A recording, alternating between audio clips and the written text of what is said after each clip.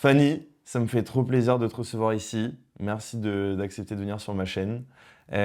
Aujourd'hui, on va parler de freelancing, de tout ce qui gravite autour du freelancing de près ou de loin. Est-ce que pour commencer, tu pourrais te présenter en quelques mots? Ouais, bien sûr. Bah, merci de me recevoir. Un plaisir. Déjà, c'est un plaisir d'être là. Pour me présenter, je m'appelle Fanny, j'ai 28 ans. Je suis directrice artistique depuis quelques années maintenant. Et freelance, ouais, c'est pour ça que je suis là. Et qu'est-ce que je peux te dire d'autre? C'est déjà pas mal. Je suis directrice artistique et photographe d'ailleurs. Passionnée par l'art depuis toujours. Et c'est pour ça que je suis devenue DA. Ça fait combien de temps que tu es en freelance là maintenant du coup? Ça fait officiellement 3 ans, mais Ok. ça fait un petit peu moins. Enfin, sur le papier, ça fait 3 ans, mais je suis vraiment 100% à mon compte depuis là, 1 an et demi, 2 ans. Ok, parce que du coup, tu dis 100% à ton compte. Avant, tu étais salarié et freelance? En gros, je me suis mis en free pour dépanner mon ancienne boîte et pour partir voyager, parce qu'ils me proposaient un CDI que j'ai refusé. Et du coup, ils avaient quand même besoin de moi sur la transition, donc ils m'ont filé quelques missions freelance. Donc c'était un peu mon début de freelancing où je savais pas trop où est-ce que j'allais avec ça au début, quoi. Et je suis partie voyager et je me suis dit, bon, si je suis freelance, c'est pas plus mal si je prends des petites missions par-ci par-là. Du coup, tu as quand même bossé dans une boîte en salarié après tes études? Pas vraiment. En fait, j'ai fait toutes mes études en alternance. Ok. Donc, dans les faits, j'ai été salariée pendant 6 ans, au final. 5 ans d'alternance avec mes études. Et 1 an après le bac, je me cherchais un peu. Donc, j'ai bossé pendant 1 an avant de commencer mes études. Donc, j'ai été salariée En alternance, quoi. en alternance. Principalement. Ouais. Du coup, qu'est-ce qui t'a motivé à te lancer en freelance suite à... Donc, tu voulais voyager, donc peut-être ça collait aussi un peu plus au mode de vie que tu voulais avoir. Ouais. Qu'est-ce qui t'a motivé à passer le cap un peu? Bah vraiment, moi, ça s'est fait de façon hyper naturelle, comme je te disais. Ils avaient besoin de moi, ils m'ont dit, est-ce que tu peux te mettre en freelance le temps qu'on trouve quelqu'un pour te remplacer, etc. Donc, il n'y a rien qui m'a vraiment motivée. Je pensais jamais être freelance dans ma vie. Ok. C'était pas un truc qui m'attirait spécialement, en plus. Moi, je me voyais bien avoir mon petit CDI tranquillement, hyper sécure et tout. Mais finalement, en prenant ces quelques missions et en partant voyager, en restant freelance, j'ai commencé à avoir des petites missions et j'ai vraiment bien aimé l'aspect gérer mon propre business, gérer mes propres clients et tout. Mais j'avais pas envisagé ça dès le début, quoi. Ça s'est présenté à toi et t'as embrassé le truc et t'as kiffé, Ouais, dans l'idée. exactement. Trop cool. Et du coup, t'as trouvé donc ce premier client qui t'a, au final, limite fait créer ton statut, etc. Et t'es rentré de ton voyage. Et là, tu t'es dit, je reste freelance, du coup. Ouais, et c'était pas du tout le plan Ok. à la base. C'était quoi le plan à la base? Ah, le plan, c'était de rentrer, trouver un CDI, Ok, trouver un job. trouver un job. Trouver un job. C'était vraiment ça le plan. Et finalement, j'ai eu plein de clients en étant encore à l'étranger. En fait, j'étais en Australie. Moi, très honnêtement, je pensais surtout trouver des petits jobs là-bas. J'étais en PVT, donc je me suis dit, je vais bosser dans des restos, des cafés, des bars, etc. Ce que j'ai fait pendant un temps d'ailleurs. Et en fait, petit à petit, les clients sont venus à moi assez naturellement. Et comment il te tombait sur ton profil ou ton travail? Ou c'était quoi ton canal d'acquisition? C'était LinkedIn, Instagram, Malte? T'avais un truc en particulier sur lequel les gens pouvaient te contacter? Ouais, j'étais sur Malte au cas où. Ça a jamais trop porté ses fruits. Ok. Mais non, en fait, j'étais sur Malte au cas où, mais c'est surtout mon ancienne boîte qui a donné mon contact, Bouche à oreille, quoi. bouche à oreille. Ok. Trop Ouais. bien. Incroyable. Et du coup, t'as jamais vraiment eu besoin de démarcher depuis que t'es freelance? Jamais. Ok. Ça, c'est quand même un luxe qu'il y a là. Il y a un peu le gros C'est sujet. un énorme luxe. Le gros sujet des freelances, c'est comment on trouve ses clients, etc. Et d'ailleurs, du coup, j'allais te le poser, enfin, te poser la question, comment toi tu trouves tes clients? Ils viennent à toi au final. Pour l'instant, ils viennent à moi. C'est Ok. c'est incroyable. Alors, c'est pas que du bouche-oreille. Je travaille beaucoup pour ça. C'est-à-dire que, donc, effectivement, pendant que j'étais en Australie, j'ai commencé à avoir des clients et tout. Je me suis dit, mais trop bien, en fait, je peux vivre de ça. Parce que moi, je m'étais dit, pour vivre de freelancing, faut y aller, quoi. Mm.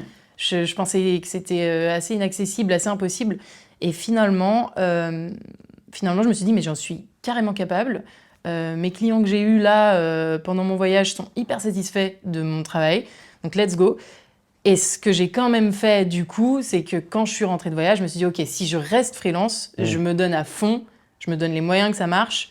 Et je teste pendant 1 an, voir si je peux en vivre, effectivement. Et voilà. Mais du coup, je me suis quand même donné. Donc oui, les clients viennent à moi, mais pas que par magie. Je fais beaucoup de networking, beaucoup, beaucoup. Comment tu fais du networking justement? Tu vas à des events Ouais. ou ouais? Ouais, Ok, beaucoup comment tu d'événements. trouves ces events du coup? Ah là là, partout, peu importe, Ok. sur Insta, sur LinkedIn. En fait, au tout début, je suis un peu allée à tout ce que je trouvais. Et en Ouais. fait, c'est hyper simple. Ce qui se passe, c'est que plus tu vas à des événements, plus t'en trouves d'autres. Parce que tu rencontres des gens sur place qui te disent ah, il y a aussi cet event là, si t'es intéressé, j'y vais la semaine prochaine. Enfin, en fait, après, c'est limite, t'as trop d'événements, quoi. Une des premières choses aussi que j'ai fait quand je me suis vraiment dit, OK, je mets toutes les chances de mon côté, je me suis inscrite dans des collectifs de freelance. Le tout premier auquel j'ai souscrit, c'est un abonnement, donc je paye tous les mois. C'est TPF, Ta Pote Freelance. Ok, je connais pas du tout. C'est que pour les meufs, donc Ok. du coup voilà. D'ailleurs, ça va fermer là et ça va être rabattu sur l'ABC de Kylian Talin. Je sais pas si Je connais pas du tout tu non connais plus, pas non non, plus, ouais. ouais. L'ABC qui veut dire Anti-Business Club, qui a déjà, je crois, plus de 600 membres, donc Ok, c'est pas mal. C'est pareil, c'est un abonnement. Et là, toutes les membres de TPF vont être rabattus sur ce truc-là. Donc bref, tout ça pour dire qu'au tout début, je me suis abonnée à TPF. Ça a été un gros tremplin, entre guillemets, T'as pour senti rencontrer un... des gens, Ok. surtout. Parce que, alors moi, j'ai un truc assez bizarre, c'est que quand je suis rentrée de voyage, j'avais peur de me sentir seule. J'avais pas peur de pas y arriver financièrement. Ok. Plus Du la crainte coup, de la solitude j'avais que de plus, ouais. l'insécurité financière, quoi. Et c'est assez bizarre parce que finalement, c'est quand même une peur qu'on a beaucoup quand on est freelance normalement, Oui. de réussir à faire assez de CA, de trouver assez de clients, etc. Et moi, je sais pas pourquoi j'avais pas trop cette angoisse-là. Peut-être parce que depuis le début, il y en avait qui venaient assez naturellement. Mais du coup, tout ça pour dire que ces abonnements que j'ai pris, ces événements auxquels j'allais, c'était plus pour m'entourer que pour me vendre, que pour trouver des clients. Finalement, l'un amène l'autre. Mais je suis jamais allée à aucun événement dans la démarche de trouver des clients. Et c'est peut-être un point important. Ouais. Je pense C'est-à-dire que que j'y vais jamais pour me vendre. Je pense que ça se ressent aussi, quoi. Peut-être. quand t'es trop pushy un peu vis-à-vis de ton offre, ce que tu proposes, tes services, tes trucs, ça fait moins envie que si ça arrive un peu naturellement sur la table et que t'es juste sympa, tu parles de ce que tu fais, les gens te découvrent et ils ont Ouais. plus envie peut-être de te rappeler plus tard que si t'es en mode... Enfin, de toute façon, même c'est valable avec les gens qui démarchent sur LinkedIn. Tu les vois arriver avec des gros sabots, c'est terrible. Moi, je t'ai découvert aussi avec le contenu que tu crées. Ouais, Comment tu as eu ce déclic de créer du contenu? Tu t'es dit, est-ce que tu l'as fait dans un but particulier? Est-ce que ça t'a apporté des clients? De poster un peu sur les réseaux? Comment tu te positionnes par rapport à ça? Alors moi, j'ai toujours aimé les réseaux sociaux, déjà. Donc c'est un point important. J'en parlais avec des copines la dernière fois qui m'ont dit « Mais toi, t'as toujours été là-dessus. » Enfin, même sur mes comptes perso, j'ai toujours fait attention à ce que mon feed soit hyper beau. Enfin, depuis hyper longtemps, peut-être parce que je suis photographe aussi et que j'aime bien l'image, etc. T'as un œil pour les compositions, les trucs déjà, quoi. Donc forcément, Du coup, ça aide. ça aide et j'adore le côté réseau social, qui n'est pas le cas de tout le monde. Il y a peut-être des gens qui aiment bien le visuel, mais qui n'aiment pas se montrer, etc. Moi, j'ai toujours aimé faire plein de stories, etc. Ok. Par contre, pas le face cam, etc. Ça, c'est encore... j'y travaille. Mais montrer mon quotidien et tout, c'est un truc qui me vient assez naturellement. Et puis là, quand j'ai commencé à être freelance et que je me suis rendu compte que c'était trop chouette, je me suis dit, mais il faut que je partage ça. Que je documente ça, ouais, quoi. faut que je documente le truc et tout. Donc ça a commencé... je sais plus ce qui est venu avant, mais je fais des épisodes aussi où je raconte ma vie de freelance. Parce que toi, tu m'as surtout découvert avec les pépites. Ouais, Je exactement. crois, ouais. Si tu peux expliquer ce que c'est, d'ailleurs, rapidement, je pense que les gens seront contents d'aller checker ce que c'est, ouais. Ouais, bah, les pépites, c'est un épisode par semaine. Bon, en ce moment, je fais un peu moins que ça, mais j'essaye de m'y tenir en tout cas. Donc, une fois par semaine, je présente un branding, un design, un truc que je trouve pendant ma veille, que je trouve trop chouette. Et je l'explique un peu, j'explique ce qui fonctionne, pourquoi ça fonctionne et tout. Et c'est très cool. Bah, merci. allez regarder les pépites de Fanny, le lien c'est en description. Trop cool, merci. Et d'ailleurs, fun fact, les pépites, ça a commencé sur LinkedIn, Ok. bizarrement. Tu veux dire l'engouement autour de ça ou le fait que tu postes des pépites c'est... Le fait que je poste les pépites, ça a commencé sur LinkedIn et ça s'appelle pas les pépites sur le LinkedIn, ça s'appelle le jeudi veille. Ok. Donc en fait, tous les jeudis, je poste, pareil, c'est le même format, hein, mais sauf que c'est pas un format vidéo. C'est un format où vraiment je poste les images du branding. Enfin, je dis branding, ça peut être autre chose, ça peut être une technique artistique, ça peut être une campagne. Un truc que t'as kiffé, qui est Pendant- plus ou moins ouais. visuel, quoi, dans l'idée. Ouais, complètement. Ok. Qui est complètement visuel même, qui est complètement en lien avec ma fonction de directrice artistique et qui est en lien avec la veille que je fais de toute façon pour rester au courant des tendances, etc. Ouais. Même Et pour tes clients aussi, j'imagine, qui, du coup, bossent avec toi, quoi. Ouais. De toute façon, la veille, c'est obligatoire. Tu Mm. dois faire de la veille. Et d'ailleurs, ce que j'aime bien avec ce truc que j'ai commencé à poster comme ça, c'est que ça me force à faire cette veille et à être vraiment assidue là-dedans. Parce que parfois, c'est un peu... Quand tu as une to-do longue comme ça, la veille, tu as tendance à le mettre un peu de côté, alors que c'est tellement important. Mm. Et je me rends compte à chaque fois que je me remets dedans et que je cherche des projets stylés, que je me dis, mais c'est une telle source d'inspiration, il ne faut pas passer à côté, quoi. Donc bref, et du coup, ça a commencé sur LinkedIn, et sur LinkedIn, ça a super bien pris. Et c'est un jour, j'en discutais avec une copine, je disais, mais j'aimerais bien en parler aussi sur Insta, mais j'avais pas pensé au format vidéo. Mm.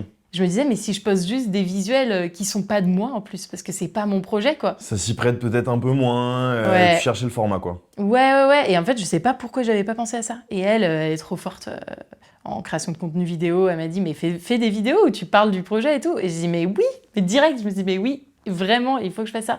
Donc, Et le format est cool, franchement, moi, quand j'ai découvert aussi sur le format sur Insta, avec le côté voix off, les petits visuels et tout, non, franchement, ça se regarde nickel, hein. Bah, trop bien, bah, merci.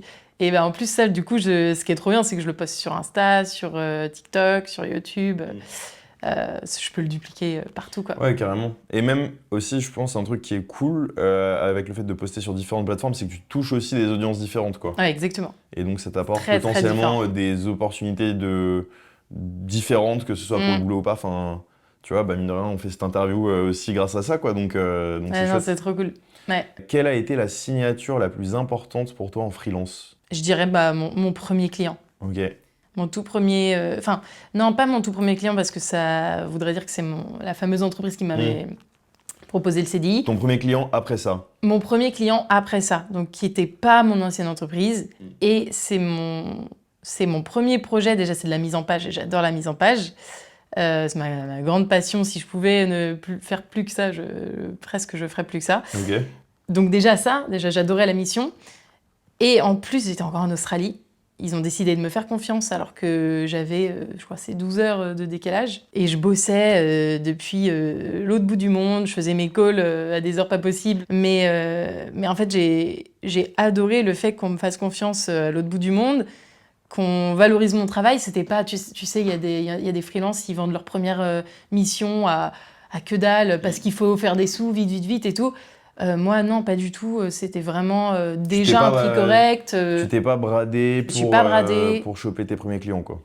Ouais, exactement. Donc, c'est une belle première signature. Pour moi, c'est vraiment le début de tout, où j'ai pris conscience de ma valeur, que mes clients étaient super contents du résultat. Moi, j'étais trop contente de ça. J'étais à l'autre bout du monde, je bossais dans des cafés, je bossais dans des hostels, dans des restaurants, je bossais devant le coucher de soleil, à la plage. Enfin, c'est assez mémorable pour moi, ce premier projet. Et du coup, pas de syndrome de l'imposteur? Si, tout le temps. Ouais. Sur ce projet-là, non. Mais tout le temps, pour plein d'autres raisons, partout. Ouais, le syndrome de l'imposteur, pour poster sur les réseaux sociaux, quand même. Pour quelques projets au tout début quand même. Ma première identité visuelle que j'ai vendue, gros syndrome d'imposteur, alors que je savais faire, que la cliente a été contente. Et que tu étais même toi contente de ce que tu proposais aussi, j'imagine? Ouais. Bon, oui, mais ça c'est toujours un sujet, hein. Je sais pas si c'est un sujet pour tous les DA, mais on est content, mais une fois qu'on a fini, on se dit « Ah, j'aurais dû faire ça. » Donc oui, je suis contente, mais bon, Après, je pourrais toujours le retoucher, faire mieux, là, mais bon.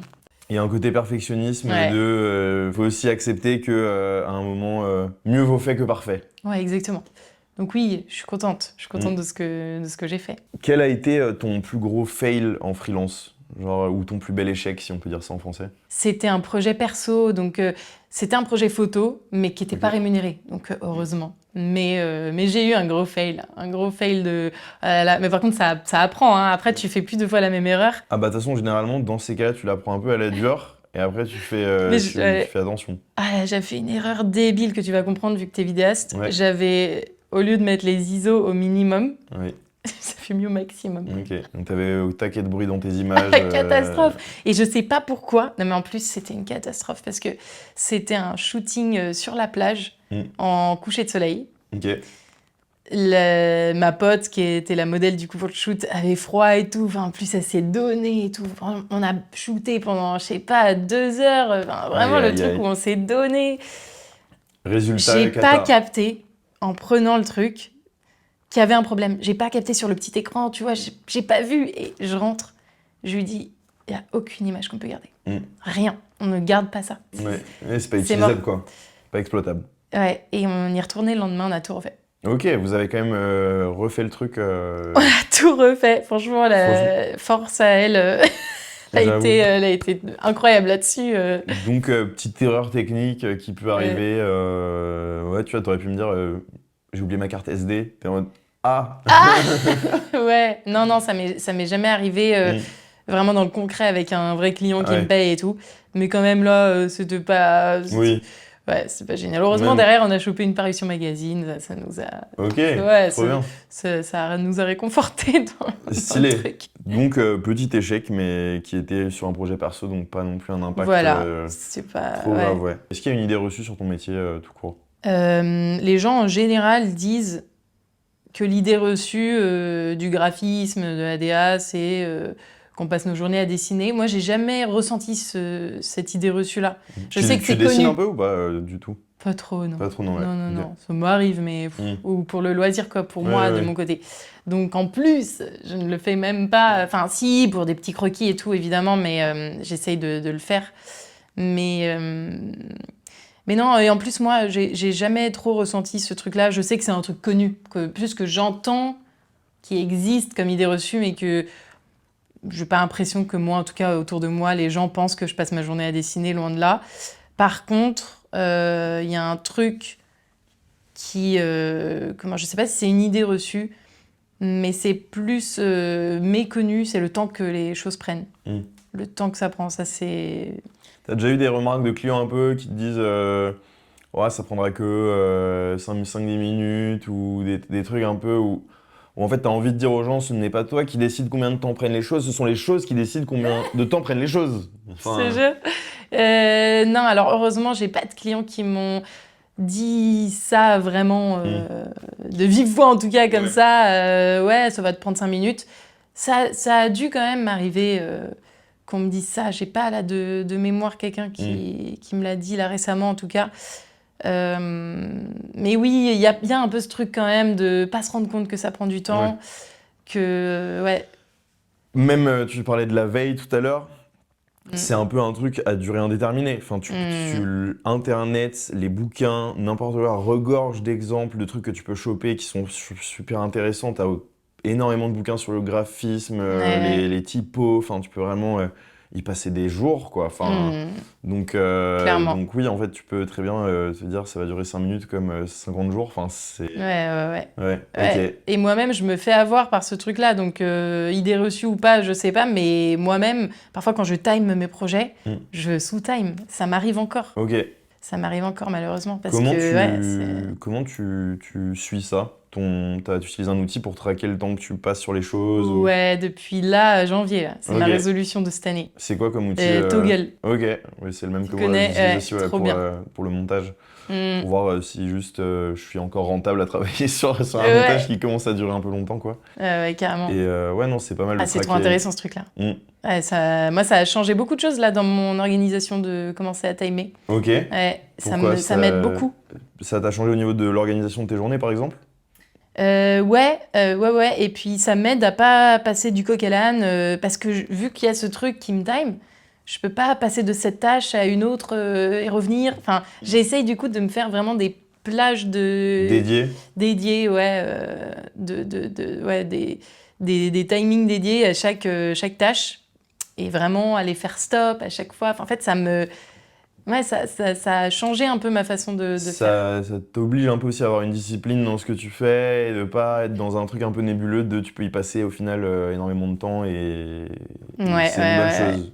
Ouais, c'est Ouais, une super mais bonne je chose. ne m'empêche pas d'y passer énormément de temps. Et au contraire, derrière, je me dis, ah, j'ai passé tout ce temps là-dessus. Ouais, Je ou devais passer même 2 heures. comment t'as appris ton métier? T'as appris ton métier du coup en études, tu disais que t'avais fait de l'alternance. Mm, mm. Est-ce que t'as appris aussi en matant des tutos YouTube, en ayant un mentor? Comment ça s'est passé? Alors ouais, les études déjà. Moi, faut savoir que la DA, c'est venu assez tard. Ok. Enfin, j'ai toujours fait du graphisme et tout. Même depuis hyper longtemps, parce qu'en fait, rien que mon bac pro était un bac pro métier des arts. Ça, c'est méconnu.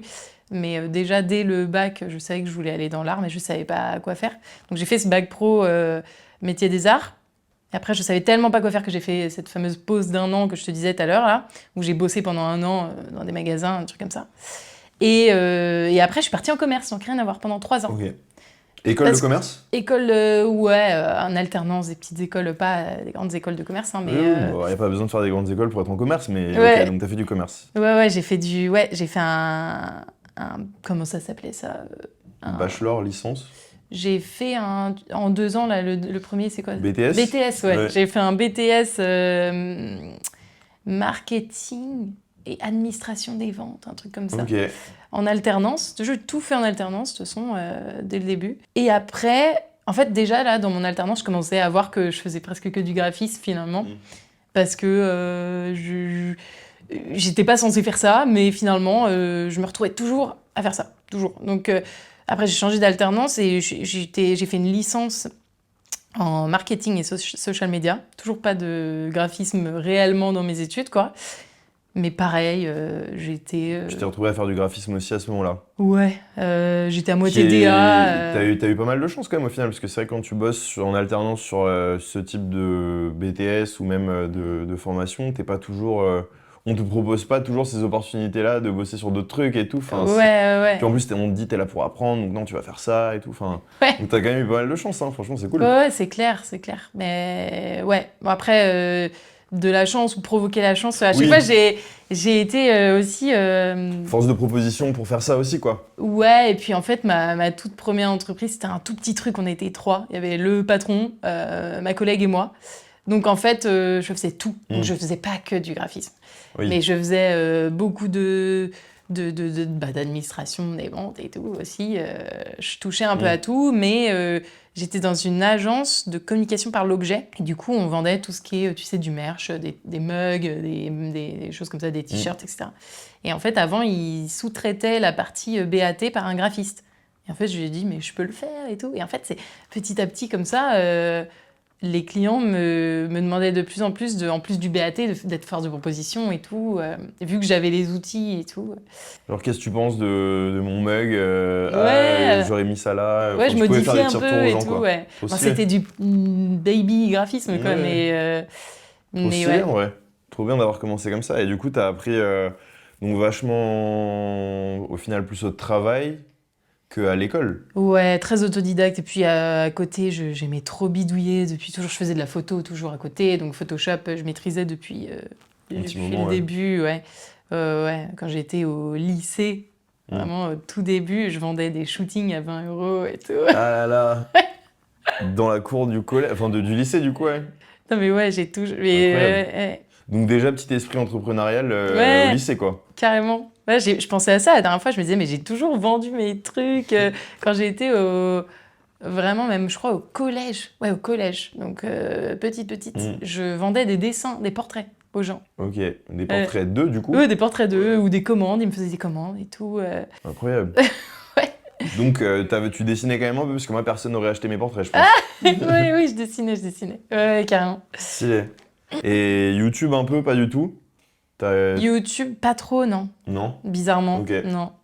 C'est hyper récent que d'ailleurs que je regarde un peu YouTube. J'ai jamais trop regardé YouTube avant. Ok. Moi, je suis un enfant de YouTube, j'ai appris énormément de trucs dessus, donc c'est pour ça que je Bah pose toujours ouais. la question aux gens de est-ce que oui ou non, et au final, c'est pas le cas de tout le monde. Hein. Et ta journée type, elle ressemble à quoi? Genre la journée type d'une photographe DA en freelance. Alors, il y a plein de journées types possibles, mais la journée en ce moment qui est la plus fréquente, vraiment, qui est mon quotidien en ce moment, c'est déjà, je sors pas de chez moi. Je me réveille, je fais mon café, je prends mon petit déj, je commence à bosser en pyjama. C'est rare d'ailleurs que je quitte le pyjama toute la journée, heureusement en ce moment. Mais ouais, c'est un peu ma journée type là. Je commence à bosser, je commence toujours par mes mails, mes messages. Je réponds. Je réponds à tous les messages, tous les mails que j'ai reçus. J'organise toute ma journée, donc je regarde les projets en cours, mes deadlines qui arrivent, je regarde ce que je vais prioriser dans ma journée. Je priorise mes tâches. Et une fois que j'ai fait tout ça, donc j'ai organisé, j'ai priorisé, j'ai répondu aux messages, et là je me mets à travailler. Tunnel. Tunnel. Tunnel. Non, j'ai la pause déj quand même très important. Et tu vois, je traque ça aussi sur Toggle. Je traque mes pauses déj. Bah, je me fais des bonnes pauses déj quand même. Ah ouais? Ouais, c'est bien. Tu te fixes je sais pas, un horaire de fin ou comment tu sais que ta journée se termine? Tu termines la dernière tâche que tu t'étais fixée. Alors, j'aimerais bien, dans l'idéal, ça devrait être ça. J'aimerais bien être un peu plus assidue sur les fins de mes journées. Mais là, malheureusement, je sais que ma journée s'arrête quand mon mec rentre du boulot à 20h15. Et je me dis, merde, il est rentré, j'ai pas fini. Et voilà, du coup, j'arrête quand même. J'essaie de respecter ce truc de pas bosser le soir. À part quand vraiment j'ai des deadlines horribles et qu'il faut absolument que je travaille, bah là, oui. Et d'ailleurs, finalement, quand je travaille le soir, j'aime bien quand même. C'est quand même les moments où, je sais pas pour toi, en tant que vidéaste, mais on est hyper productif, quoi. Ouais, moi j'aime bien, j'ai toujours été assez créatif même le soir et assez productif le matin. Donc j'ai ce truc de, effectivement, quand je dois faire dérouler le tunnel, généralement j'aime bien me lever tôt et j'arrive à midi, j'ai déjà fait plein de trucs. Et à l'inverse, effectivement, trop fort. le soir, avoir ce truc un peu plus créa et tout. Mais du coup, est-ce que tu considères que tu as un bon équilibre vie pro, vie perso? Non, pas du tout. Pour l'instant, non. J'y travaille. J'essaie de pas trop m'en vouloir parce que je monte ma boîte, c'est un peu normal. Mais ouais, non, ma vie perso, on prend un sacré coup, surtout pour voir mes potes. J'ai des potes que j'ai pas vus depuis très longtemps, que j'espère qu'ils savent que c'est que je les aime toujours. mais ouais, j'ai pas le temps. J'ai pas le temps. La semaine, c'est hors de question. Ma vie perso n'existe pas, franchement. À part à Tu 20h. sors jamais la semaine? En ce moment, non. Ok. J'espère que ça va changer. Et j'essaye de le faire. J'ai envie de te dire que je le fais de temps en temps, mais en ce moment, c'est pas vrai. Ouais. Je le fais pas en ce moment. Bon, ça dépend peut-être un peu des périodes, quoi. Ouais, ça dépend vraiment des périodes. Il y a des périodes où j'arrive à le faire. J'arrive en revanche à me dire que le week-end, il faut pas que je travaille. Là, tu vois, par exemple, je vais bosser samedi. Donc, j'arrive à me dire qu'il va falloir que soit dans cette semaine, soit la semaine prochaine, que je me pose au moins une après-midi. Parce que je le mérite. Je vais bosser le samedi, là, donc toute la journée en plus. Parce que je suis sur un shooting. Donc, ouais, j'essaye quand même de limiter la casse. Ouais. Donc, j'ai quand même une vie perso le week-end. J'arrive à faire quelques trucs. Mais c'est vrai que la semaine, c'est hors de ça question. bosse. Peut-être les gens vont me jeter la pierre, mais je me dis quand on est jeune, qu'on est à notre compte, qu'on a aussi pas encore forcément des gosses ou plein d'obligations X ou Y, c'est aussi normal de se dégager un peu plus de temps pour sa vie pro et essayer de gagner un peu plus d'argent, avoir des projets sympas, et en même temps, bon, l'idée de bosser 7 sur 7, c'est pas ça la vie non plus, quoi. Ouais, non, c'est pas ça la vie. Je sais plus avec qui je discutais ça, j'ai discuté ça avec un pote qui, on faisait le parallèle de se dire, au final, les gens voient le freelancing comme un truc très libre. Ouais. Parce que, effectivement, en salariat, t'es souvent dans un truc de 9 à 5 où tu peux pas vraiment choisir tes horaires comme le ferait un freelance. Mais est-ce qu'au final, être en freelance, c'est pas être prisonnier de tous ces autres clients qui te donnent, qui t'imposent au final des horaires quand même, quoi, du coup? Ouais, alors moi, mes clients, pour le coup, ne m'imposent pas d'horaire. C'est vraiment... Non, mais tu te l'imposes à Mais, toi-même pour leur mais projet, oui, tu vois ce que je veux dire? exactement. Par contre, oui, oui. Moi, clairement, quand j'étais salariée, bon, j'étais en alternance, mais on va dire que j'étais salariée quand même. Bah, t'es salarié quand t'es alternant, hein. J'étais salariée, tout à fait. Et je me disais, oh, 35 heures quand même, c'est chiant. Faut qu'on vote la semaine de 4 jours et tout. Ah, je me disais, 35 heures, c'est horrible. Quand je serai plus tard, je bosserai moins et tout. Je gagnerai plus, je bosserai moins. Erreur! Ouais, on est plutôt aux alentours, je sais pas pour toi, mais plutôt aux alentours du 45-50 heures par semaine, là. Ouais, j'en suis rendu compte là avec Toggle. Maintenant que je time, je me suis dit, ah oui, le 35 heures, on en est loin, loin, loin. En plus, je me disais, non, mais en plus, si je veux être cadre, c'est 39 heures, quel enfer et tout. Donc, ouais, non, Après, franchement. le truc de bosser pour soi, si tu vois tellement le temps, il est pas pareil, quoi. Enfin, surtout quand en plus t'es salarié, que t'aimes pas trop ton boulot, t'as tendance vraiment à regarder l'heure un peu souvent, de machin. Moi, j'ai été dans ce cas-là quelques années. Depuis que je suis en free, j'ai ce truc de le temps est extensible et passe beaucoup plus vite parce que j'aime ce que je fais et je me mets Ouais. des tunnels. Enfin, c'est vraiment, t'as un rapport au temps qui est vraiment différent, quoi, je trouve.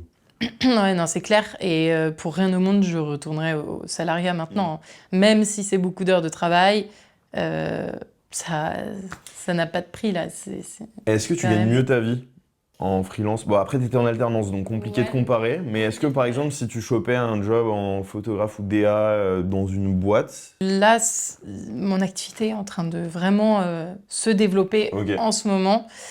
J'ai fait une belle année l'année dernière en termes de CA. ok, c'est quoi une belle année pour toi?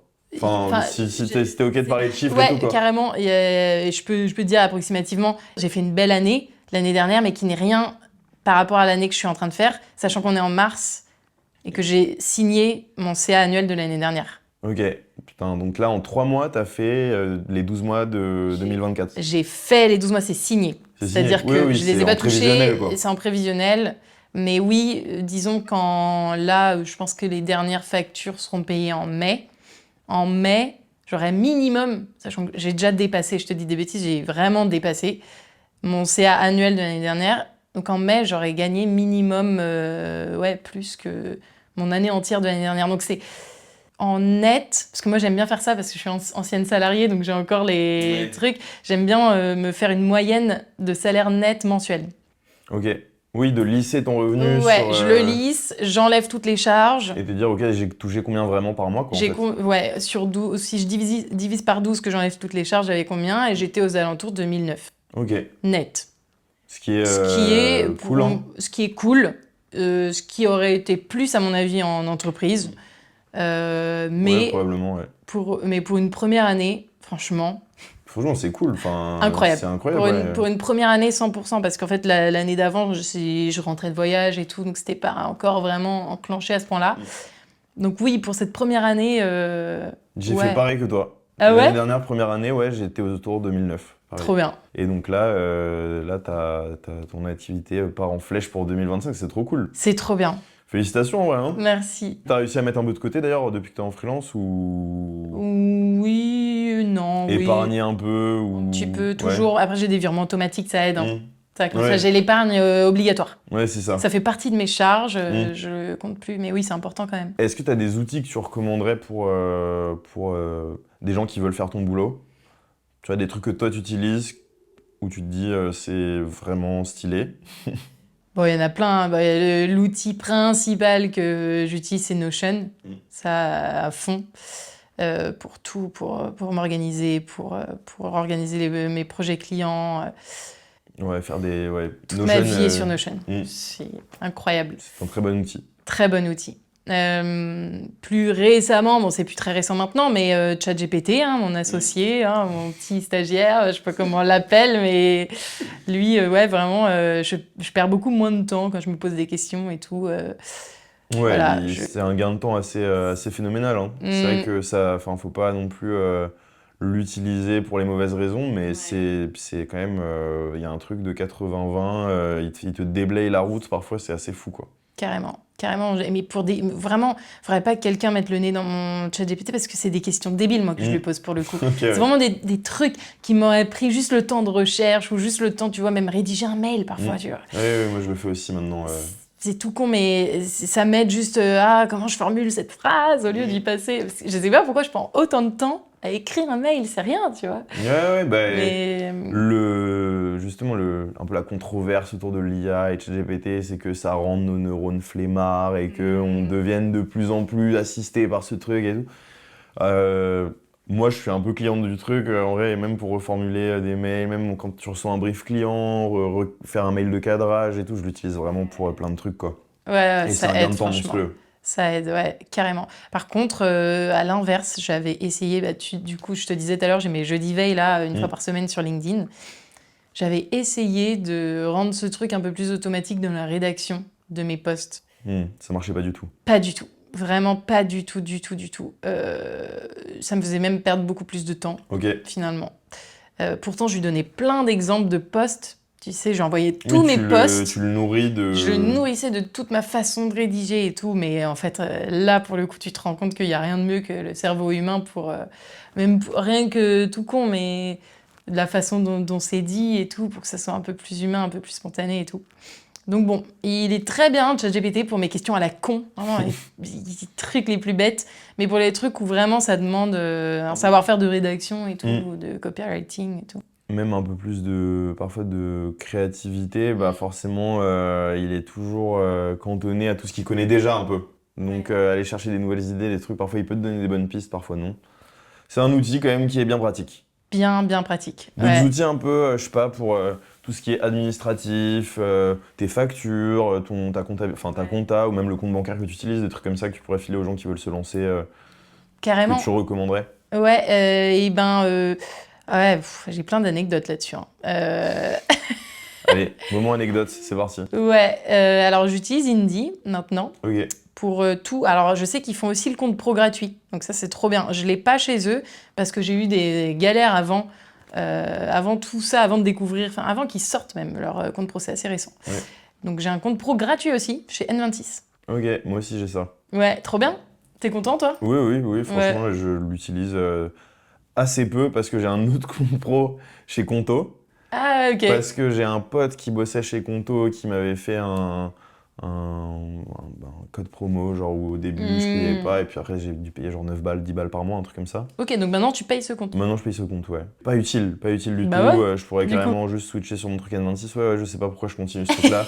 C'est une hérésie. Mais ça. Conto, tu peux aussi faire tes devis, factures et tout. Exactement, il y a tout un truc interne à Conto qui te permet de faire ta facturation. Les factures sont liées automatiquement au virement que tu reçois. Il y a un peu une synergie qui est assez cool quand même. Ouais. Ouais, ça fait plaisir. Je Bah, c'est un peu recommande comme Conto Indie. en Hein. soi. Ouais. Pas d'action chez Conto, mais je recommande Conto. Ouais, bah, je recommande Indie aussi. Très cool. Et Indie, ça te permet de faire quoi du coup? Mes factures, mes devis, bon ça tu peux le faire gratuitement. Mm. Jusqu'à présent je faisais tout gratuitement sur Indie. Mais là, vu que je vais rentrer dans les histoires de TVA et tout, Ça y est, j'y arrive bientôt là, à grands pas. 38 500 € le plafond, non? Ouais, alors attends, parce qu'il y a eu les frayeurs du 25 000 Oui, là. les frères du 25 000. Ouais, donc... Qui a été suspendu, donc a qui a été priori, suspendu. suspendu, ça veut peut-être dire que ça reviendra un jour, mais pour l'instant c'est Ouais. l'actualité. Non, mais là, les 38, je vais les exploser cette année. Donc, Je te le souhaite. Ouais, je me le souhaite aussi. Plus que je me le souhaite, là, je le sais, c'est un fait, là, maintenant. Donc, Ça devient inévitable. Donc ouais, pour tous ces trucs-là, j'avais pas envie de m'embêter. Pour faire toutes pareil, les clôtures de machin annuels, les trucs que vraiment, j'y comprends rien. C'est même plus loin que ça, j'ai pas envie de le comprendre. ouais. J'ai envie qu'on comprenne pour moi. Voilà, j'ai assez de choses. Quand t'es freelance, t'as trop de choses à gérer, à comprendre de tous les côtés. Bah écoute, je vais faire une vidéo sur cette chaîne sur justement, je pense, interviewer des gens qui, eux, qui ont dépassé le plafond, essayer de choper des conseils de leur part, même des gens qui sont passés en société pour... Ah, je pourrais venir Ouais, bientôt. tu pourrais venir, tu pourras revenir. Je pourrais revenir. Et ouais, non, c'est des sujets, en plus, c'est vraiment pas les trucs qui font rêver, quoi. Ouais, non. C'est l'admin, je pense qu'il y a personne qui est en mode full kiff de l'admin. C'est comme ça. Ouais. Ben, en tout cas, Indy, ça facilite tout ça. Bon, rien, pas grand-chose à faire. Ok. C'est parfait. Je leur donne mes papiers par-ci par-là, des banques et tout. Puis ils font tout le reste, donc c'est très bien. Et Indy, ce qui est marrant du coup, donc, c'est que récemment, c'est que depuis janvier là, que je fais mes devis et factures dessus. Ok. Parce que depuis le début de mon lancement, je faisais sur Canva mes devis et factures. Ah ouais, t'es une zinzin. Ouais, les grosses zinzin. Sur Canva, ils ont un truc dédié quand même Non, c'est Ah genre- non, c'était Petit juste parce que je feuille voulais A4. que ce soit joli, quoi. Ouais, ok. Ouais, Ah oui, terrible. Tu devais y passer du temps quand même. Ouais, mais je me Quand rendais t'avais pas un compte. template En que plus, tu les gens me modifiais. disaient, tu dois y passer du temps. J'étais là, non, pas du tout. Tu parles. Finalement, je me suis rendu compte que, ouais, j'y passais du temps. Et T'avais des beaux devis.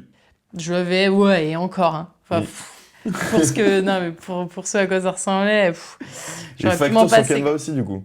Ah ouais, je faisais tout sur Canva, n'importe quoi. Ouais, c'est... N'importe quoi. Même si j'ai Indy, j'ai mon Google Sheet, parce que moi, je suis une grosse zinzin de l'organisation. Alors, l'admin, à proprement parler, de m'occuper de tout comprendre, non.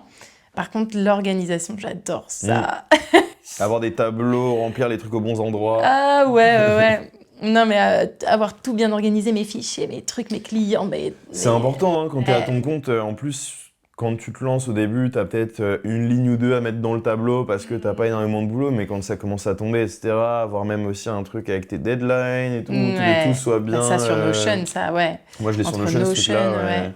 Et ça sauve des vies, quoi, parce que Ouais. en plus, moi j'ai le côté date de tournage, deadline du Bah montage, ouais. machin, enfin, ça permet de t'organiser vachement bien, quoi. Carrément. Mm.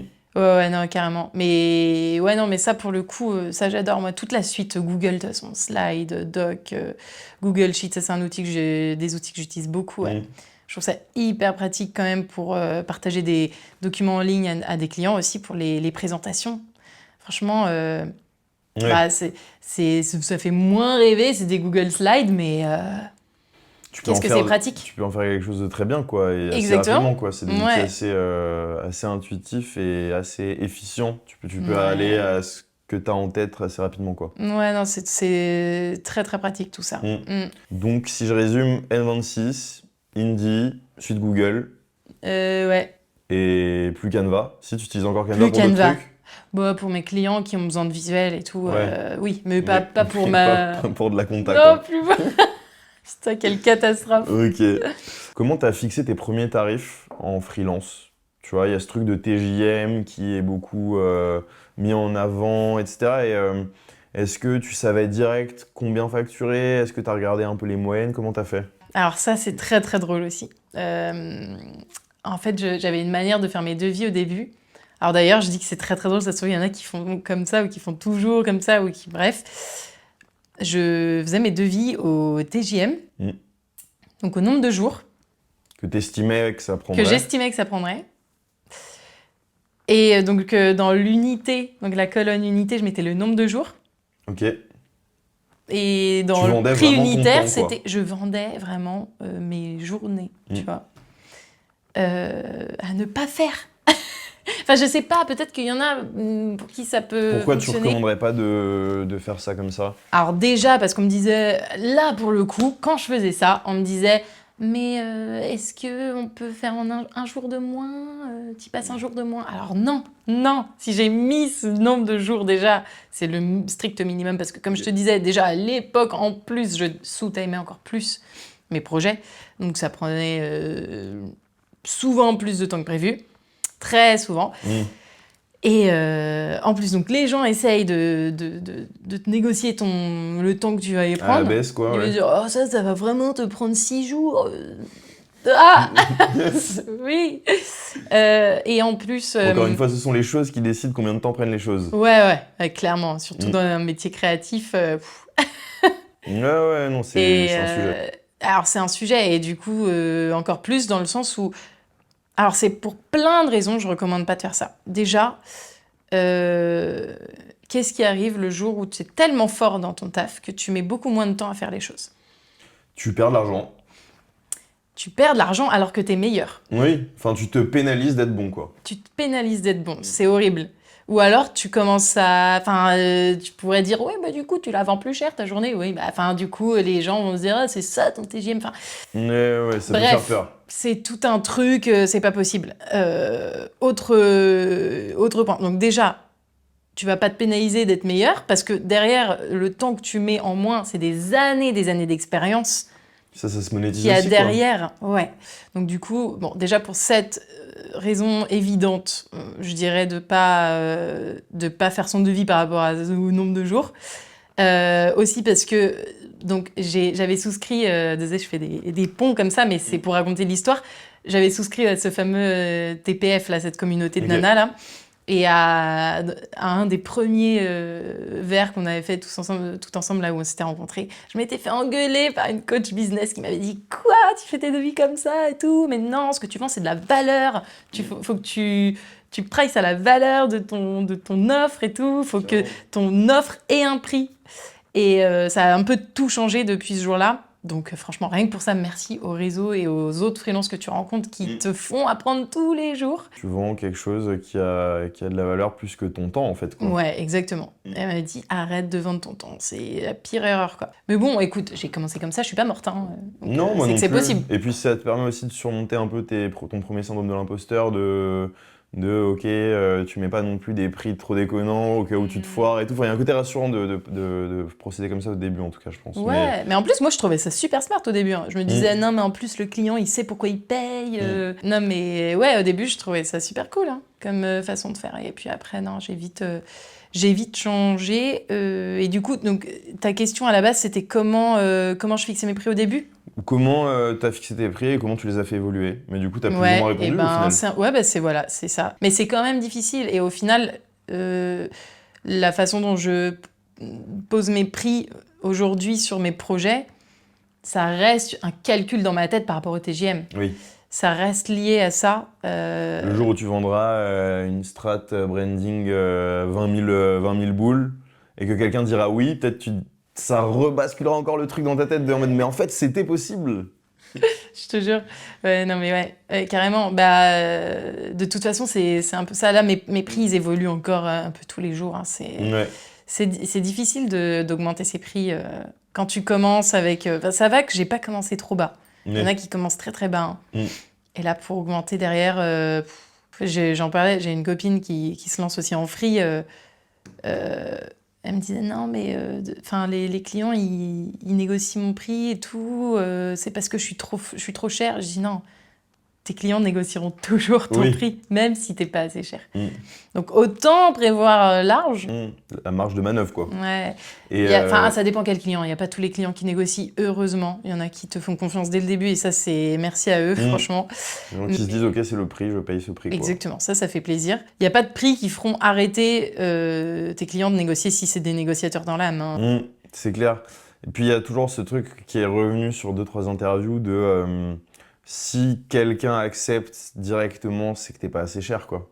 Clairement. Il y a un peu de ça aussi de.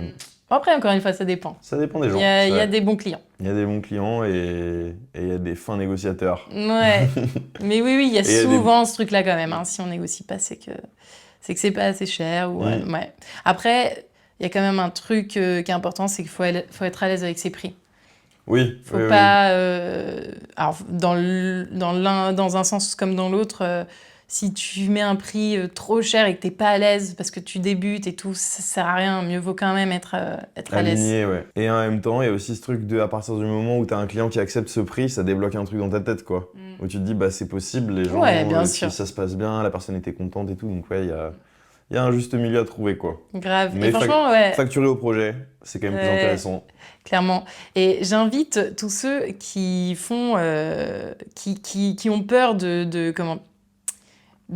qui savent pas comment fixer leur prix et qui ont peur de faire un prix trop élevé, etc., à demander à ChatGPT. Moi, il me dit des prix hyper hauts. Je me dis, ah ouais, non, je vais quand même pas mettre ça. Ouais, c'est vrai Mais du coup, ça fait plaisir. Quand j'ai demandé à ChatGPT, je me suis dit, il donne une fourchette assez haute, quoi. Il donne une fourchette qui, finalement, si ça se trouve, est juste la moyenne, puisqu'il se réfère à ce qu'il a connu. connaît. Ouais. exactement. Donc, intéressant. Est-ce que tu as déjà un client qui t'a pas payé? Non. Par contre, j'ai eu une merde avec une banque, ce que j'ai un peu dit tout à l'heure, mais sans rentrer dans le détail. Hmm. J'ai eu un client à Dubaï. Ok, Ah, ça, c'est la merde. comme c'est bizarre. Euh, Non, rien contre Dubaï, mais quand même, souvent, les infopreneurs un peu sombres du web sont là-bas et il y a quand même des trucs. Mais du coup, toi, c'était même pas. Enfin, Non, moi, c'était un mec trop cool Le en gars était plus. cool, Un de ouais. mes premiers clients, toujours. ok, J'ai été. La première fois que j'ai bossé avec ce mec, d'ailleurs, j'ai été en Indonésie. ok, C'était avant de rentrer de mon voyage. Donc, j'étais toujours pas rentrée de voyage. Ça fait partie de mes fameux premiers clients qui m'ont fait me dire que je pouvais être freelance. ok. Et ce mec m'a trouvé sur Behance. Improbable, la plateforme sur laquelle je postais un peu, voilà, pour avoir un portfolio en ligne, quoi. Pas pour trouver des Ouais, clients. ouais. Et il m'a trouvé là-dessus, on s'est fait un call et tout s'est bien passé. Et en fait, le problème, c'est que les banques françaises ont du mal à accepter les virements de Dubaï. Enfin, c'est pas qu'ils ont du mal, c'est que moi, jusqu'à ce moment-là, jusqu'à ce fameux client, tous mes premiers clients, je les ai fait passer sur un compte Bourseau, Ok. qui n'était pas un compte pro, qui était un compte perso, mais un second compte perso. Mm. Mais alors, à part si je n'ai rien compris à ce que j'ai lu sur le sujet, il y a a priori aucune obligation légale d'avoir un compte professionnel. En auto-entreprise, non, ouais. T'as Voilà, pas d'obligation ok. légale, ouais. Bon, j'ai bien compris ce point-là. Ouais. Donc, j'avais ce fameux compte perso différent de mon compte perso à moi qui est sur une autre banque, Sur lequel tu recevais tous les paiements de tes clients. sur lequel c'était uniquement mon pro. Mm. Sauf que j'ai reçu ce fameux virement de Dubaï Ok. où j'ai dû justifier pourquoi je recevais La provenance des fonds, machin. pourquoi je recevais ce virement de Dubaï. Mm. Donc j'ai envoyé mes justifs, mes factures, mes devis, mes machins. Ils m'ont dit ah non, on peut pas enfin on renvoie l'argent à votre client parce qu'on peut pas recevoir, enfin vous pouvez pas En faire. utiliser votre compte perso à des fins professionnelles. Ok. Alors, c'est pas une question légale du coup par rapport à la légalité de il faut avoir un compte pro, mais c'est au sein de Boursorama, ils autorisent pas. Ok. Donc bref, j'ai ouvert du coup un compte pro que je payais chez Bourso Ok. pour qu'ils puissent me débloquer cet argent. J'ai mis combien? J'ai mis 1 an à être payé. Waouh. Un gros projet en plus, un bon petit 4000 € quoi. Ok. Putain. Oui, donc t'as Donc pas. un bon trou dans le... Ouais. Un bon trou dans la trésor. Un bon trou dans la trésor. J'ai ouvert ce fameux compte pro. Mon client a refait un virement sur mon compte pro. Je n'ai jamais pu recevoir mon argent chez Bourso. Donc, Jamais. t'as. Parce que Dubaï, parce que je ne sais pas pourquoi. Ok. Il me disait si, ça arrive, ça arrive. Donc l'argent n'était ni chez mon client, ni chez moi pendant 1 an. Dans l'espace éthérique des virements bancaires, quoi. Ouais, et ça, c'est terrible, pas que pour ma trésor. Heureusement que, comme on disait tout à l'heure, moi, j'ai toujours mis de l'argent de côté et tout. Enfin, j'ai jamais été dans ce truc où je suis dans la merde financièrement et tout, donc heureusement. Mais rien que pour ma confiance avec mon client, Oui, ça fait chier, quoi. ça fait hyper chier. Un de mes premiers clients, le mec, en plus, est à Dubaï. Moi, j'étais trop contente d'avoir un client à l'étranger où je pouvais parler en anglais et tout. Je me disais, bah merde, si ça se passe comme ça, il va jamais me recontacter, quoi. Ouais, mauvaise expérience pour lui aussi, du coup, d'avoir ce truc de friction au niveau du paiement, machin. Bah ouais, heureusement, il était génial, ce mec, et il m'a renvoyé sur mon compte N26 argent et tout. Il a fait ce qu'il fallait, quoi. Ouais, Ok. donc il n'y a pas eu de soucis, mais Donc t'as été payé, mais juste maxi galère. Plus au Maxi final, galère. le client n'a rien à voir avec ça, mais c'est plus une histoire de politique de banque et tout, quoi. Quelle a été ta meilleure dépense en freelance? ma dépense... Ou ton meilleur investissement, tu vois, si on Ouais, peut ouais. dire ça comme ça. Ouais, carrément. Je réfléchis. Qu'est-ce qu'il y aurait pu avoir comme investissement? Moi, je suis un gros rat, donc je dépense La pas. taille du rat. Déjà, là, je viens juste de souscrire à Indy parce que je fais une belle année. Je me suis dit, allez, let's go! Ouais, let's Mais go. on parle de quand même 100 balles, donc Ouais. voilà, grand investissement. Non, mais tu vois, la dernière personne à qui j'ai posé cette question, elle dit bah, c'est mon ordi. Ouais, alors vu que je l'avais déjà, Tu le considères pas comme un investissement pour ton job de freelance, c'est un truc que Non, t'avais alors déjà, que quoi. si, bon, ça évidemment que c'est un bon investissement. Oui, mais tu l'as pas acheté en freelance, quoi. Tu l'avais Non. avant. Il y a un truc que j'ai acheté en free. J'étais en free à ce moment-là. J'ai acheté un nouvel appareil photo. Ok. D'ailleurs, anecdote là-dessus, je l'ai surtout acheté pour faire bien, plus que par réelle nécessité Tu veux technique. dire devant le client ou ouais, avoir ce côté show-off regarde Ouais. comment il est beau mon boîtier. Ouais, franchement, c'est un peu ça. Parce que je me suis dit, si je veux officiellement être photographe professionnel, je peux plus arriver avec mon petit boîtier de l'époque qui est très bien. En fait, j'ai fait des shoots avec, incroyable. J'ai fait des parutions magazines, laisse tomber. Trop, trop bien. Cet appareil est génial. Je l'emmène encore en voyage quand je pars. J'emmène pas le gros. Tout n'est pas. Enfin, le matos, ça fait Le clairement pas matos tout, ne quoi. fait rien. Mm. Ne fait rien. Vraiment. Ça, c'est un point hyper important pour moi. Enfin, quand tu es dans un métier créatif, le matériel est important, mais vraiment pas tant que ça. Ouais. Quand tu commences à t'intéresser au matériel, t'as ce truc de frénésie d'avoir envie de tout acheter, de te dire, ok, putain, je pourrais avoir cet objectif, il a l'air trop bien, je pourrais faire des images de ouf avec, ou à l'inverse, te Ouais. dire un boîtier. En vidéo, c'est pareil, en vrai, c'est un peu un enfer, tu vois, t'as toujours ce truc de la course au matos, et en fait, tu te rends compte rapidement que ça vaut pas le coup, quoi. Enfin, Ouais.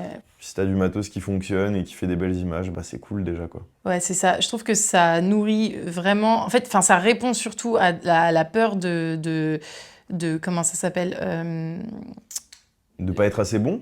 Non, on en parlait tout à l'heure du syndrome de l'imposteur. Ouais. Vraiment, c'est pour pallier à ce syndrome de l'imposteur. T'as un bon matos, t'es pro. A Normalement. priori, Tu vois. Ouais, mais en tout cas, tu fais pro, tu vois. c'est ça. Donc il y a un peu ce truc-là. Mais en vrai, je trouve que il faut d'abord travailler son talent, sa créativité, etc., plutôt que d'avoir un bon matos. C'est vraiment secondaire. Vraiment secondaire. C'est un peu se cacher derrière du matériel. Et en plus, tout le monde peut pas forcément se permettre d'acheter un truc à 3, 4, 5, 6 000 euros. En plus, si t'achètes un objectif derrière, un truc, enfin, pour l'exemple de la photo ou de la vidéo, enfin, c'est quand même du matériel qui peut coûter très cher très vite.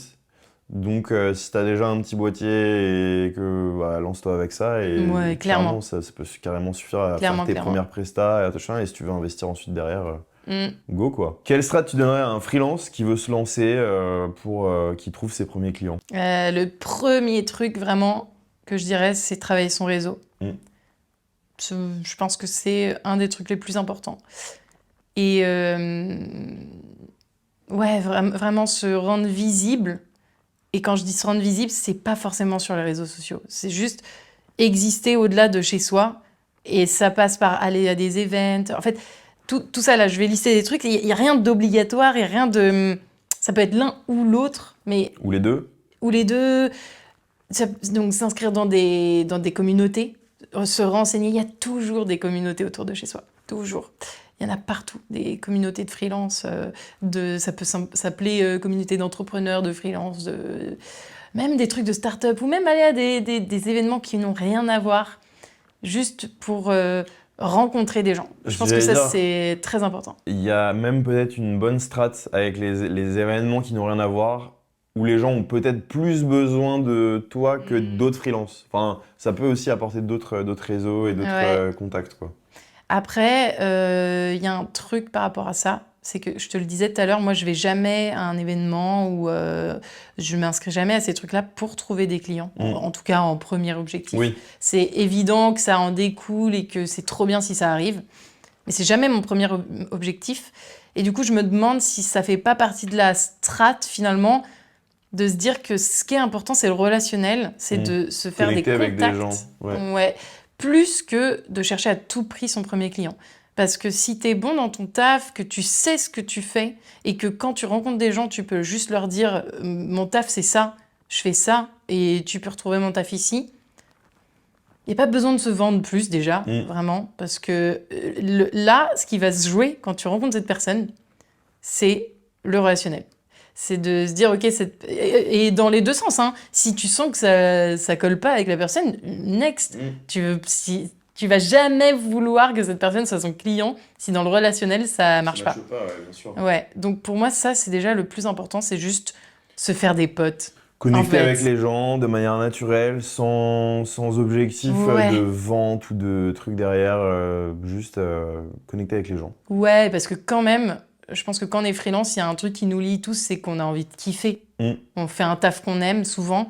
Souvent, c'est un peu l'objet. Le gang des kiffeurs. Ouais, non, mais clairement. Et pour kiffer, faut s'entourer, se faire des potes, échanger sur nos différents métiers, ne pas hésiter à recommander des gens tout le temps. Moi, je recommande mon entourage tout le temps. Mais tu m'as Bah, fait, je une, t'ai pa- même, tu m'as fait une passe D récemment. Je suis J'adore. parti sur un tournage.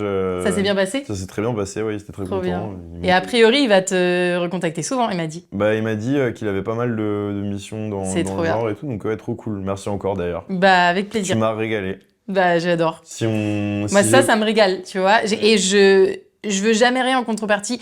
Là, j'en parlais avec une pote qui me disait, mais prends des commissions sur tes recos et tout. En mode apporteuse d'affaires, quoi. Apporteuse d'affaires, c'est...